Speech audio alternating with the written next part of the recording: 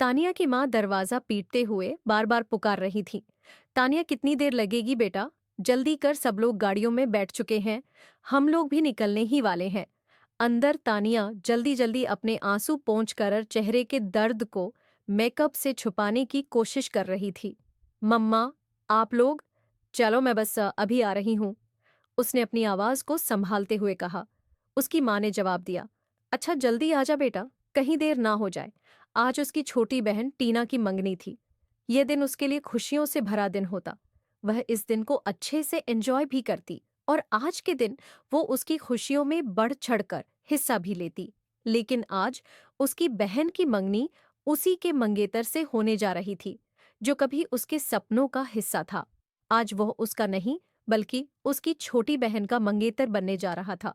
तानिया का दिल इस वक्त किस दर्द से गुजर रहा था, ये वही जानती थी।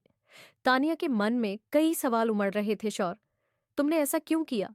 मेरे दिल को तोड़कर मुझे दुखों के समंदर में छोड़ दिया, और फिर मेरी ही छोटी बहन की जिंदगी का हिस्सा बनने जा रहे हो। क्या तुम्हें दुनिया में कोई और लड़की नहीं मिली थी? उसने खुद को संभालने की हर मुमकिन कोशिश की, लेकिन उसके दिल में शौर्य की यादें अब भी बसी हुई थी। वो लाख कोशिश करती कि वह उसे याद ना करे, लेकिन उसकी याद आ ही जाती। आंखों में आंसू फिर से रहने को तैयार हुए थे, लेकिन उसने गहरी सांस लेकर खुद को रोक लिया। वह अब रोना नहीं चाहती थी। वह जल्दी से अपना दुपट्टा संभालती हुई कमरे से बाहर निकली। उसकी माँ उसके चेहरे को गौर से देख रही थी, जैसे उसकी भावनाओं को, उसके मन को पढ़ने की कोशिश कर रही हूँ। तानिया ने माहौल को हल्का करने के लिए मुस्कुराते हुए कहा, मम्मा क्या देख रही हैं? यही ना कि मैं खुश हूँ या फिर उदास हूँ। आपकी बेटी बहुत बहादुर है मम्मा, उसने हालात से लड़ना सीख दिया है। विश्वास करें, मुझे कोई गम नहीं है, बल्कि मैं तो बहुत खुश हूं कि आज टीना की मंगनी है। चलिए, अब देर हो रही है उसकी। माँ ने उस पर एक दुख भरी नजर डाली। उन्हें पता था, उनकी बेटी बाहर से चाहे जितनी भी मजबूत दिखे, अंदर से वह टूटी हुई है। झूठी मुस्कान के साथ वह सभी मंगनी हॉल में पहुंचे थे। दूर खड़ी तानिया ने स्टेज पर नजर डाली, जहां दूल्हा दुल्हन खड़े थे। दोनों की जोड़ी सच में बेहद प्यारी लग रही थी, और यों की गूंज के बीच दोनों ने एक दूसरे को अंगूठी पहनाई। दोनों खानदान में खुशियां बिखरी हुई थी। हर कोई खुश था। तानिया ने अपनी नजरें फेर लीं। वह सफेद फ्रॉक में बेहद खूबसूरत लग रही थी। चेहरे पर फैली उदासी ने उसकी खूबसूरती को और भी बढ़ा दिया था। बड़ी बड़ी आंखों में डर ने अपने डेरे डाल रखे थे, और दिल में एक दुख की गहरी कसक थी। सामने खड़े आर्यन ने कभी उसकी जिंदगी में इसी तरह कदम रखा था, पर अब वह टीना का हो चुका था। उसकी आंखों से आंसू बहने लगे। चाहकर भी वह अपने आंसू रोक नहीं पा रही थी। उसके मन में सवाल उठ रहा था, सब इतने खुश हैं, पर किसी ने मेरे दर्द को क्यों नहीं समझा? काजल ने एक बार फिर उस भीड़ की तरफ देखा, जो टीना और आर्यन की खुशियों में डूबी हुई थी, और फिर एक गहरी सांस लेते हुए खुद को शांत करने की कोशिश की। तानिया ने खुद को समझाते हुए खुद से ही कहा, ठीक ही कहते हैं सब में याद। इन दोनों के बीच जैसे एक ग्रहण की तरह थी। तानिया ने अपने आंसू पोंछकर चेहरे पर एक झूठी मुस्कान सजाकर स्टेज की ओर अपने कदम बढ़ाए। जैसे ही वह स्टेज पर पहुंची, सब तरफ खामोशी छा गई। टीना और आर्यन ने उसकी ओर नजरें उठाई थी, और वह हल्की सी मुस्कान के साथ बोली, कांग्रेचुलेशन सब लोग। उसके बोलने पर हैरान थे कि उसने कैसे अपने दिल पर पत्थर रखकर दोनों को मुबारकबाद दी होगी। आर्यन ने अपनी नजरें नीची कर ली, जबकि टीना बस हल्की मुस्कुराहट के साथ खड़ी रही। तानिया थोड़ी देर वहां खड़ी रह पाई। दिल में उठती घुटन ने उसे वहां से पलटने पर मजबूर कर दिया था। उसे ऐसा महसूस हो रहा था जैसे उसकी हर सांस कोई उसे छीन रहा हो। एक नजर वहां पर सबके ऊपर डालते हुए वह स्टेज से बाहर उतर आई थी, और फिर लगभग भागते हुए हॉल से बाहर निकल आई। गार्डन एरिया में पहुंचते ही उसने गहरी सांस लेकर खुद को संभालने की कोशिश की थी, पर अंदर की तकलीफ उसे बेचैन कर रही थी। उसे चैन नहीं लेने दे रही थी। भक्त ने कैसे इतनी जल्दी करवट ले ली थी? एक पल में सब कुछ बिखर गया था। किशोरी के साथ उसका रिश्ता इतना कच्चा था कि एक ही झटके में टूट गया। उसके द्वारा संजोए गए ख्वाब क्या सिर्फ रेत के महल थे, जो हवा के तेज झोंके से उड़ गए? अपने दिल में उठते सवालों से घिरकर वो खुद से कहने लगी, प्यार करने वाले एतबार क्यों नहीं करते? क्यों हर औरत को ही अपनी पवित्रता का सबूत देना पड़ता है? उसकी आंखों में और भी तेजी से आंसू बहने लगे। उसे उस दिन की याद आ रही थी जब आर्यन ने उसे कहा था, तानिया, मेरी जिंदगी से हमेशा हमेशा के लिए निकल जाओ। मैं यह मगनी अभी और इसी वक्त खत्म करता हूं। मैं तुमसे शादी नहीं कर सकता। मैं ऐसी चरित्रहीन गिरी हुई लड़की को अपनी पत्नी बना ही नहीं सकता, जो शादी के बाद है मुझसे करे और मोहब्बत किसी और से निभाए। इन शब्द ने उसके दिल को चीर कर रख दिया था, और आज फिर वही शब्द उसकी यादों में गूंज रहे थे। वह सोच रही थी, काश यह सब कुछ होने से पहले वह मर जाती। अपनी तकलीफ सहन ना कर पाते हुए वह अंधाधुंध सड़क पर भागने लगी थी। वह इन आवाजों से भागना चाहती थी जो उसके कानों में गर्म शीशे की तरह उतर रही थी। भागते भागते वह अचानक एक गाड़ी के सामने आ गई थी। गाड़ी वाले ने अचानक ही ब्रेक लगा दिए, जिससे कि टक्कर जोरदार नहीं हुई थी। गाड़ी से एक आदमी नीचे उतरा, सामने खड़ी काजिल से बोला, आर यू ओके? आपको कहीं चोट तो नहीं लगी? तानिया ने आंसू पोंछ हुए उस शख्स को देखा। उसने धीरे से नामे सिर हिलाया और फिर बिना कुछ कहे जल्दी से मुड़कर वापस चल पड़ी। उस शख्स, जिसका नाम निखिल था, उसने जाते हुए उसे देखा। सफेद कपड़ों में वह इतनी खूबसूरत लग रही थी कि जैसे कोई अप्सरा या फिर आसमान से उतरी कोई परी होगा में बैठी। छोटी बच्ची तमन्ना, जो कि निखिल की भतीजी थी, मासूमिया से पूछने लगी, पापा, वो आंटी कौन थी और वह इतना क्यों रो रही थी और आपकी गाड़ी के सामने क्यों आई? अगर उन्हें चोट लग जाती तो निखिल अभी भी उसकी खूबसूरती के जादू से बाहर नहीं आ पा रहा था। वह हल्के से मुस्कुराते हुए बोला, बेटा, वह शायद आसमान से उतरी कोई पड़ी थी जो शायद अचानक ही हमारी गाड़ी के सामने आ गई थी। तमन्ना ने उत्सुकता से पूछा, सच्ची पापा? फिर आपने हमें उससे मिलवाया? क्यों नहीं, मुझे भी उनसे मिलना था। आपने मुझे उस परी से क्यों नहीं मिलवाया? मैं आपसे गुस्सा हूं। निखिल जोर से हंसा और बोला, अगली बार जरूर मिलवाओ की मुलाकात हुई तो उसने गाड़ी आगे बढ़ा दी। आज वो अपनी भतीजी तमन्ना को लेने गया था, जो वीकेंड पर अपनी माँ के घर घर से मिलने उसके घर आती थी। उसके बड़े भाई की मौत के बाद तमन्ना की माँ तनु अपने माँ के वापस लौट गई थी और तमन्ना भी उनके साथ चली गई थी। लेकिन हर वीकेंड पर तमन्ना अपने दादा दादी और निखिल और अपनी बुआ से मिलने आती थी। घर पहुंचते ही तमन्ना दौड़कर अपनी दादी से लिपट गई थी। उसकी दादी ने प्यार से उसे अपनी बाहों में समेट लिया और प्यार से पूछा, कैसी है मैं, मेरी बच्ची? तमन्ना ने मुंह बनाते हुए जवाब दिया, मैं तो बहुत अच्छी हूँ दादी, लेकिन आप इतनी कमजोर क्यों हो गई हैं? तमन्ना, जो सबकी लाडली थी, प्यार से और मासूमियत से भरी हुई थी, ने प्यार से उसके गले लगाते हुए कहा, मेरी गुड़िया, तू जो मुझे छोड़कर चली गई थी, अब आ गई है तो देखना, खा खाकर फिर से मोटी हो जाऊंगी। अगले ही पल तमन्ना अपने दादा के गले लग गई। आई मिस यू दादाजी, आप प्लीज मेरे साथ मम्मा के घर चलकर रहिए ना, तमन्ना ने अपने दादाजी के गले में बाहें डालकर कहा। उसके पापा की मौत 6 महीने पहले कार हादसे में हो गई थी, जिसके बाद से घर में एक अजीब सी खामोशी और उदासी छा गई थी। और तभी कोमल, निखिल की छोटी बहन, चहकती हुई आई और तमन्ना को एकदम अपनी गोद में लाकर भर लिया।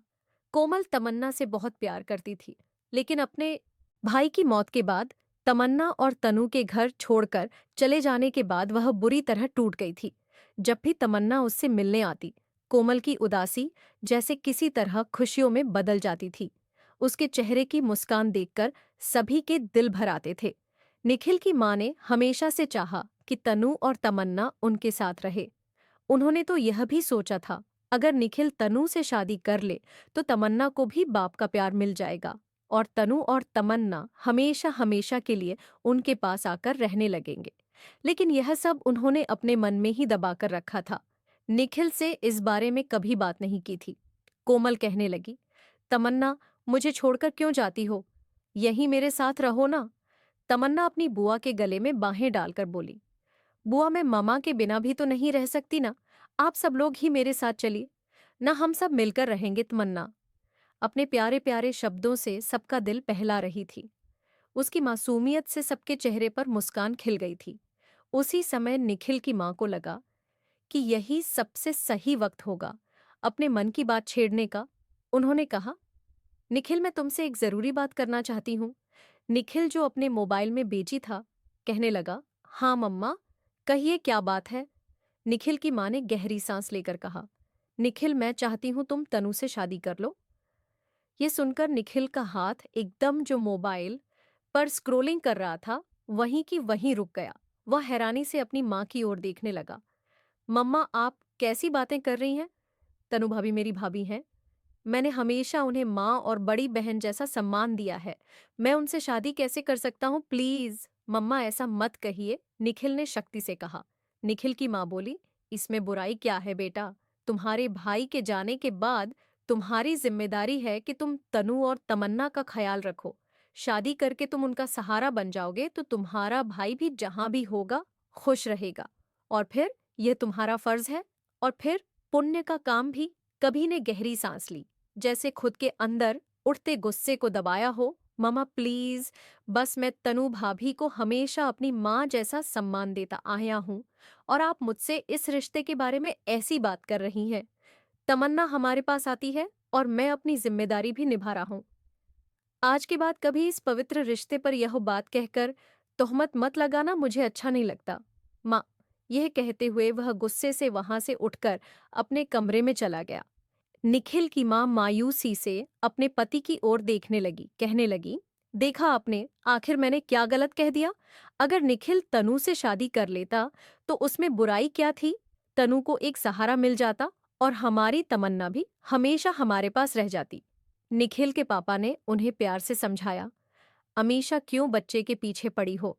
जब वह तनु से शादी नहीं करना चाहता तो हम उस पर दबाव नहीं डाल सकते। ये पूरी जिंदगी का मामला होता है। और निखिल जो कह रहा है वह सच कह रहा है। उसने हमेशा तनु का सम्मान किया है, तो अब वो इस रिश्ते को अचानक कैसे बदल सकता है? निखिल की माँ की आंखों में आंसू आ गए। कहने लगी, मेरा मेरा कितना मन था कि मेरी बहू तनु दोबारा से इस घर में वापस आ जाए और मेरी तमन्ना हमेशा के लिए मेरे साथ रहे। अपने पति को देखकर उनके चेहरे पर दुख की लकीरें उभर आईं और आंखों से आंसू बहने के लिए तैयार हो गए। अपनी पत्नी को यूं रोता देखकर वह एकदम परेशान हुए थे। कहने लगे, अच्छा अच्छा अमीशा जी, भगवान के लिए दुखी मत होइए। आपकी आंखों में आंसू देखकर मुझे अच्छा नहीं लगता।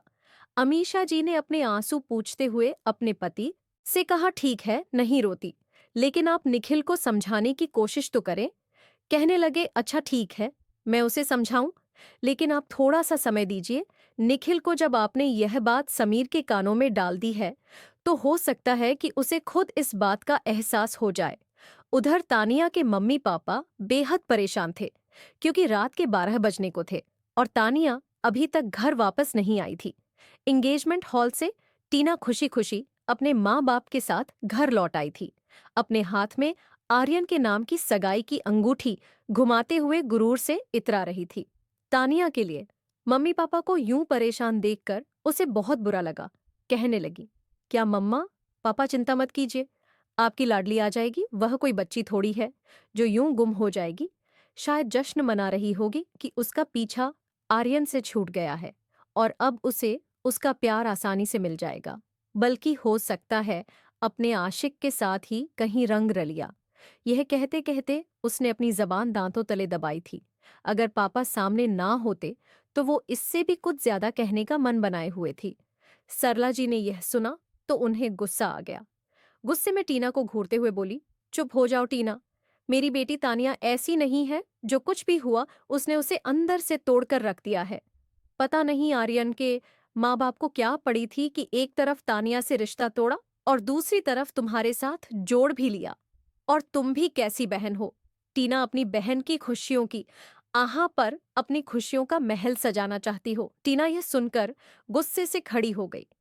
उसकी आंखों में अब आंसू आ गए। हाँ मम्मा, आप तो मुझे हमेशा बद्दुआ ही देंगी, क्योंकि मैं आपकी सगी बेटी जो नहीं हूं। आपकी सगी बेटी तो वो तानिया है। अगर मेरी माँ भी जिंदा होती तो वह भी मेरे लिए दुआएं करती। ये कहते कहते वह फूट फूट कर रोने लगी थी।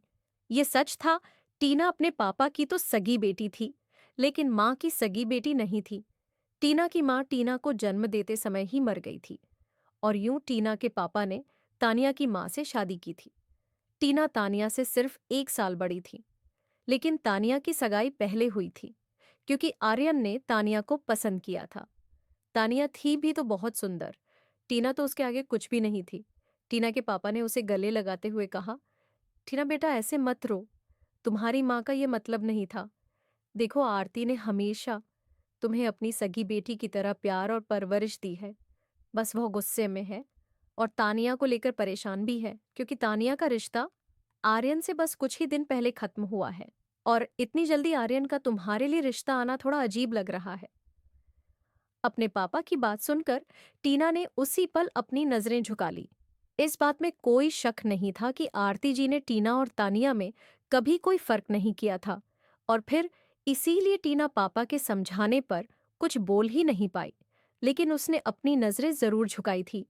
असल में उसने जानबूझकर सब कुछ अपनी बनाई हुई योजना के अनुसार ही किया था, क्योंकि उसका दिल तानिया के मंगेतर आर्यन पर आ चुका था। उसकी पर्सनालिटी ही ऐसी थी कि कोई भी लड़की उस पर अपना दिल हार बैठे। टीना भी आर्यन की दीवानी हो गई थी और उसने उसी पल सोच लिया था कि आर्यन को तो हासिल करके ही रहेगी और इसीलिए टीना हर रात को तानिया का मोबाइल चुपके से चुरा लेती और फिर आर्यन के दोस्त इमरान के नंबर पर मैसेज करती, मोहब्बत का इजहार करती कि मैं तुमसे प्यार करती हूँ, तुम्हारे दोस्त शौर्य से नहीं। माँ बाप के जोड़े इस रिश्ते को मैं मजबूरी में निभा रही हूँ। उधर इमरान भी इन मैसेजेस को पढ़ पढ़ कर तानिया से प्यार करने लगा था और अब तानिया को प्यार भरे मैसेजेस और अपनी मोहब्बत का इजहार करता टीना हर रात इमरान के भेजे मैसेजेस का जवाब खुद ही देती थी और सुबह होते ही सारे मैसेजेस डिलीट कर देती ताकि तानिया को कुछ पता न चल सके। एक दिन इमरान ने यह सभी मैसेज आर्यन को दिखा दिए और कहा, देखो आर्यन, तुम्हारी मंगेतर तुमसे नहीं बल्कि मुझसे प्यार करती है। आर्यन देखकर अंदर से टूट गया था, बल्कि गुस्से से पागल हो गया। उसने सबके सामने वह मैसेज रख दिए और गुस्से में आकर अपनी अंगूठी उतारकर फेंक दी। फिर एक झटके से तानिया की उंगली से भी अंगूठी खींच ली थी। घर के लोग अब आ खड़े थे। तानिया फूट फूट कर रोते हुए कह रही थी, आर्यन, मुझ पर विश्वास करो, मैं तुमसे ही प्यार करती हूँ, इमरान से नहीं। मेरे दिल में सिर्फ और सिर्फ तुम बसे हो। मैं तो इमरान को जानती तक नहीं। टीना वही खड़ी अपनी जीत पर सिर उठाए मुस्कुरा रही थी और तानिया को विश्वास नहीं हो रहा था कि यह सब क्यों और कैसे हुआ। उसे पता ही नहीं था कि इस साजिश के पीछे उसकी छोटी बहन टीना ही थी। उस रात तानिया के माँ बाप ड्राइंग रूम में बेचैन होकर उसका इंतजार कर रहे थे। जैसे ही तानिया घर में दाखिल हुई, उसकी माँ भागकर उसके पास आई। तानिया, कहाँ रह गई थी तुम? हम कितने परेशान हो रहे थे मम्मी। ट्रैफिक में फंस गई थी इसलिए देर हो गई। अब आ गई हूं ना, तो चिंता मत करे। उसने अपनी माँ के कंधों को थामते हुए कहा, ठीक है बेटा, अब तुम अपने कमरे में जाकर आराम करो, बहुत थकी हुई लग रही हो। उसके पापा ने सहानुभूति से कहा और तानिया तो वैसे भी अपने कमरे में जाना चाहती थी, इसीलिए चुपचाप सिर झुकाए अपने कमरे की ओर चली गई। जैसे ही वह कमरे में पहुंची, उसकी नजर बाहर बालकनी पर पड़ी थी, जहां से अक्सर आर्यन का घर नजर आता था। वह दोनों कई रातें अपनी अपनी बालकनी में खड़े होकर एक दूसरे से आर में मोहब्बत का इजहार करते थे, लेकिन आज वहां सामने कोई भी नहीं था। सब कुछ खत्म हो चुका था। तानिया ने तेजी से पर्दे गिरा दिए और दरवाजा बंद कर लिया कि तभी दरवाजा खुला और टीना अंदर दाखिल हुई। उसकी आंखों में तंज और एक खामोश सी खुशी छिपी हुई थी। उसने कहा, क्या हुआ तानिया, इतनी हैरानी से क्यों देख रही हो? तानिया ने उसकी ओर से मुंह फेर लिया। टीना ने अपनी अंगूठी को दिखाते हुए कहा, देखो यह अंगूठी कितनी है ना स्पेशल। आर्यन ने मेरे लिए बनवाई है, प्योर डायमंड की है, जैसे मेरे लिए ही बनी हो। आर्यन भी बस मेरा ही था और मुझे ही मिला। तुम्हारी मोहब्बत का घरौंदा कितनी जल्दी बिखर गया और देखो तुम कुछ भी नहीं कर सकी। तानिया ने गहरी नजरों से टीना की ओर देखा, कहने लगी, हवाओं में मत उड़ो टीना, याद रखना, जो जितना ऊपर उड़ता है उतनी ही जोर से नीचे गिरता है और वह दिन दूर नहीं जब तुम्हें भी जमीन पर आना होगा, क्योंकि झूठ के पांव नहीं होते टीना। जिस आर्यन ने मुझसे मोहब्बत के वादे किए थे, वही एक झटके में मुझसे रिश्ता तोड़ गया। तो सोचो तुम्हारे साथ वह कितनी सच्चाई से रिश्ता निभा पाएगा? टीना ने हंसते हुए जवाब दिया। मैं तुम्हारी तरह बेवकूफ नहीं हूं तानिया, मैंने आर्यन को हासिल किया है और उसे संभालना भी जानती हूँ। यह कहते कहते टीना ने दरवाजे की ओर कदम बढ़ा दिए। जैसे ही वह दरवाजे से निकलने को ही का कहने लगी, टीना मत भूलो, जो चीज जितनी आसानी से मिल जाती है उतनी ही जल्दी खो भी जाती है। तानिया ने अपने चेहरे पर बिखरे बालों को धीरे से हटाते हुए टीना को कठोर सा से घूरा था और गुस्से से बोली थी, ध्यान रखना टीना। टीना पलटी। उसकी आंखों में एक चालाक मुस्कान थी। उसने अपनी उंगली पर सजी अंगूठी को दिखाते हुए कहा, तुम आर्यन से दूर ही रहो तो अच्छा है, वरना दिन में तारे दिखा दूंगी, समझी? और फिर अपनी अंगूठी पर फूंक मारते हुए वहां से निकल गई। तानिया की आंखों में रुके हुए आंसू फिर से बहने लगे, पर उसने इस बार अपने आंसुओं को बेदर्दी से पोंछ लिया था। खुद से कहा, नहीं तानिया, तुम्हें रोना नहीं है, उस इंसान के लिए नहीं रोना जिसने तुम पर भरोसा नहीं किया। उसने एक झटके में सारे वादे तोड़ दिए।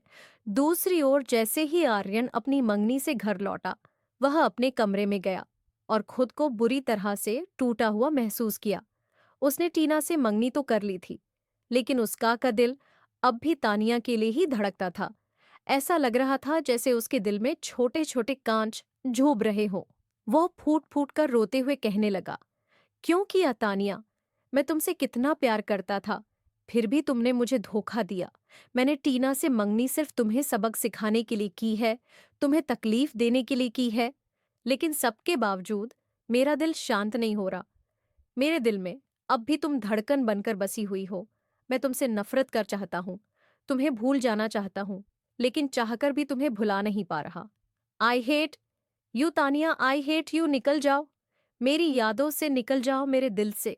आर्यन की आंखों में आंसू तेजी से बह रहे थे और उसके सामने इमरान के फोन की स्क्रीन घूमने लगी थी, जिससे कि उसे फिर से तेजी से गुस्सा आने लगा था। वह मैसेज याद आने लगे जिसमें लिखा था, आई लव यू इमरान, मैं तुमसे मोहब्बत करती हूँ, आर्यन से नहीं। साथ ही तानिया की कई तस्वीरें भी भेजी गई थीं, जिनमें हर तस्वीर के साथ लिखा था, बताओ ना इमरान, कैसी लग रही हूं? ये रंग मुझ पर अच्छा तो लग रहा है ना? इन मैसेजेस को याद करते ही आर्यन ने गुस्से से अपने बाल अपनी मुट्ठी में जकड़ लिए थे और खुद से कहा, तुम इतना नीचे कैसे गिर सकती हो तानिया?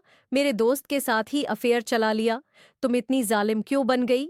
निखिल जल्दी जल्दी तैयार हो रहा था क्योंकि उसे विशाल के बताए पते पर जल्द से जल्द पहुंचना था कि तभी निखिल के फोन पर उसके दोस्त विशाल की कॉल आई। विशाल का नाम स्क्रीन पर देखते ही निखिल के चेहरे पर हल्की सी मुस्कान आई। उसने फोन उठाया और हेलो कहा। अरे विशाल, क्या बात है? विशाल ने गुस्से भरे आवाज में कहा, यार तू इतनी जल्दी भूल गया, तुझे याद है ना कि आज तुझे कहाँ जाना है? निखिल ने हंसते हुए कहा, हाँ हाँ पता है, तुम्हारी और तुम्हारी मंगेतर की सुलह करवानी है यार। तुम दोनों एक दूसरे के बिना रह नहीं सकते, तो इतनी जल्दी जल्दी झगड़ा क्यों कर लेते हो? विशाल ने झुंझला हुए जवाब दिया, यार मैं तो नहीं करता, झगड़ा तो वही करती है।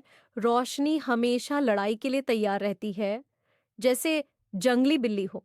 अब भी झगड़ा भी उसी की ने शुरू किया है। निखिल ने मुस्कुराते हुए जवाब दिया, अच्छा चल ठीक है, मैं आता हूं।